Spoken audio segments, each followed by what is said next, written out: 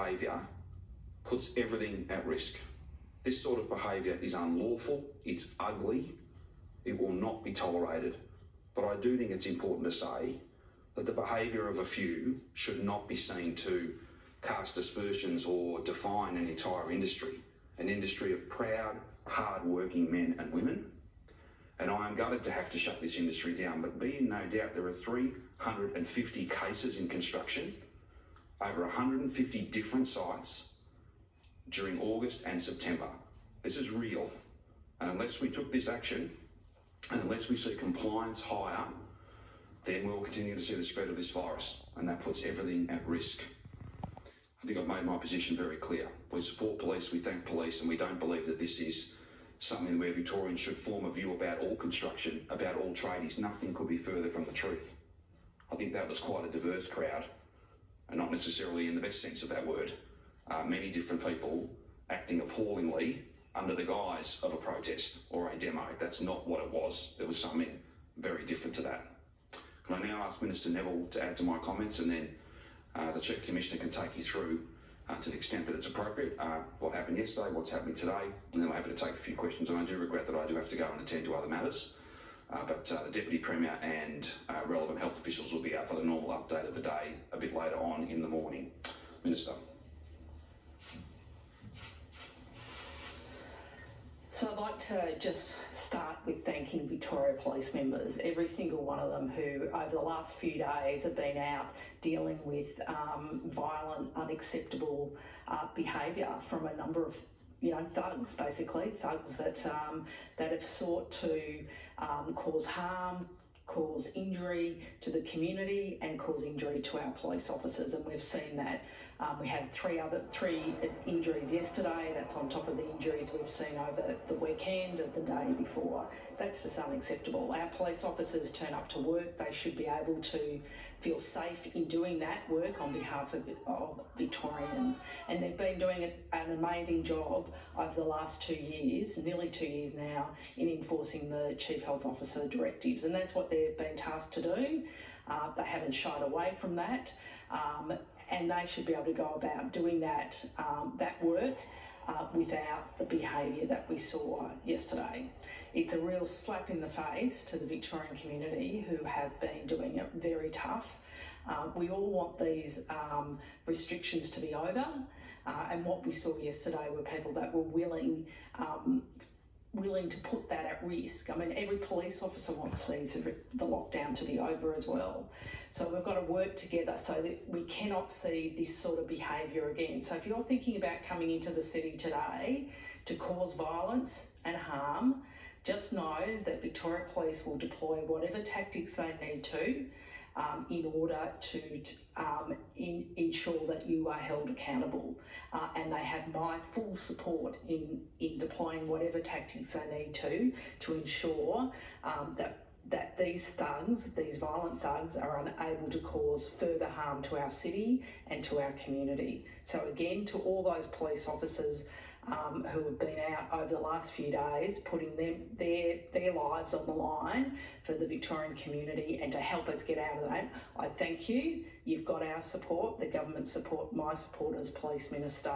And again, the message, do not come into the city today if your intention is to continue to spread this virus and continue to cause violence on our streets. I'll ask the Chief Commissioner to say a few words. Thanks, Minister.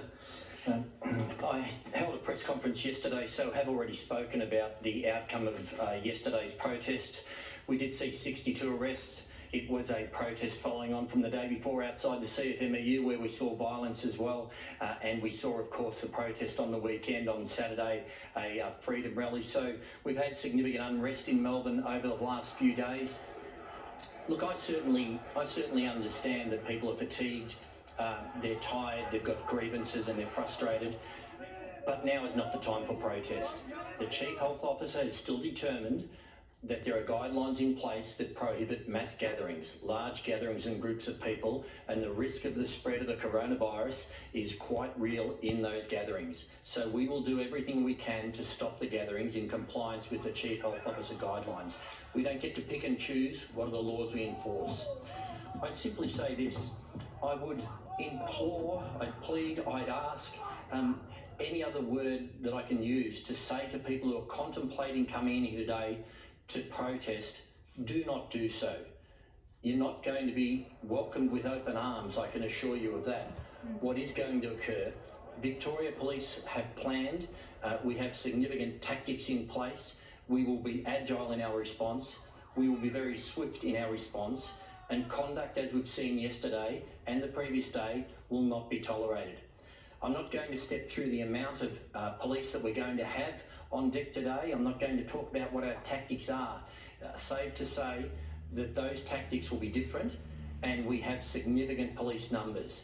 I do not want to be giving any context whatsoever to anybody who may be considering coming in here to engage in unlawful activity. Just in regards to what we have seen in the last few days, we've seen groups that do contain people from the construction industry, they do contain tradespeople, but they contain a range of other people. We know from what we've been monitoring that people are being encouraged to put on high-vis gear, to put on workwear, to come in under the cover of a crowd, and not necessarily tradespeople, but people who are tied up with the Freedom Rally, people who are tied up with other issue-motivated groups who seek to hide under the cover of this demonstration. We know that's occurring. So it's a very mixed crowd, it lacks leadership, and what we've seen is it's prepared to be confrontational and violent. As I said, we will take all actions that we can to stop this. I would really ask people not to come in. Now is not the time to protest. And you've seen that we have a range of crowd control equipment that we've already deployed, and I have instructed my police commanders, if that's necessary to use, then they are to use it. We will of course factor in the safety of all individuals because that's what we're about, community safety, but the reality is this protest can't be allowed to occur again. I'm happy to take questions or defer to the Minister or the Premier.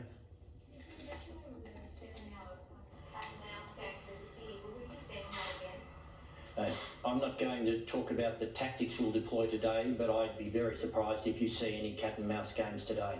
You got any indication on how many police resources? I know you said it was quite vague, but are we talking the same level? Are we talking double what we saw? We're talking more than the 500 police we had there yesterday, but I'm not going to say what numbers are there.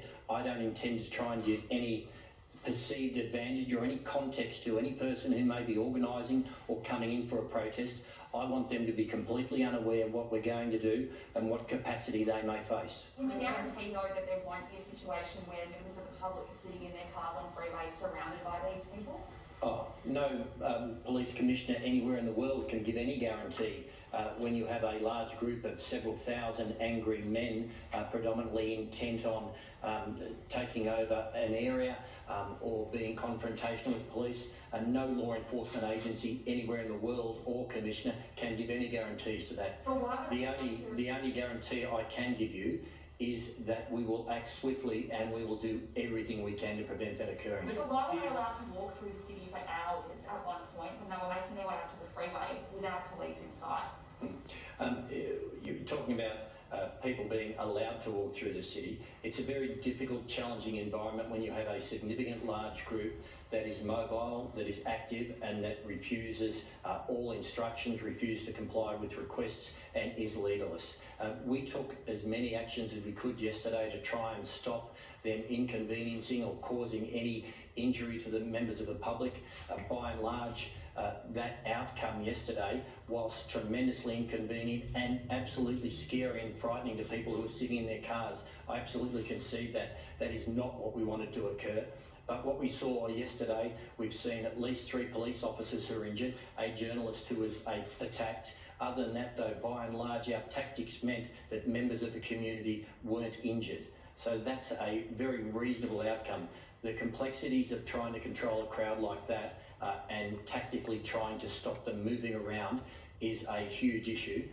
But as I say, we learn from every demonstration, every protest, every criminal activity we're involved in. We debrief and we become more agile, more flexible, and we become better every time. We'll debrief yesterday's demonstration and we'll also learn from that. You don't have to